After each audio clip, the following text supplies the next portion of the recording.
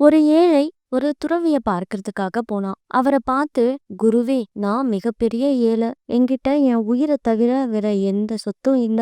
நான் நல்லா வசதியா வாழ்றதுக்கு ஏதாச்சும் வழி இருந்தா சொல்லுங்களேன் அப்படின்னு கேட்டான். அதற்கு அந்த குரு அவன்கிட்ட, நான் 5000 ரூபாய் தரேன், உன் கைகளை எனக்கு வெட்டி கொடு அப்படின்னு கேக்குறாரு. அவன் உடனே, என்ன குரு, ஒரு 5000 ரூபாய்க்காக யாராச்சும் கைய வெட்டி கொடுப்பாங்களா?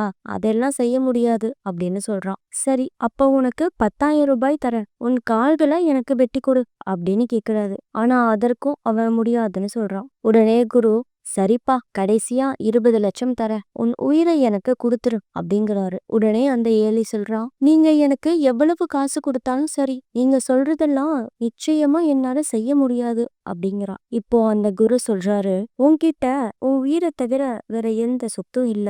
எவ்வளவு பெரிய தொகை கொடுத்தாலும் கொடுக்க முடியாத விலை மதிப்பில்லாத உயிரை வச்சிருக்கும் நீ எப்படிப்பா ஏழையா இருக்க முடியும்? அதனால இந்த விலை மதிப்பில்லாத உடலை வச்சு உழைத்து வாழ்க்கையில முன்னேறு. நீ கேட்ட வசதியெல்லாம் தானா உனக்கு வந்து சேரும் அப்படின்னு சொன்னாரு.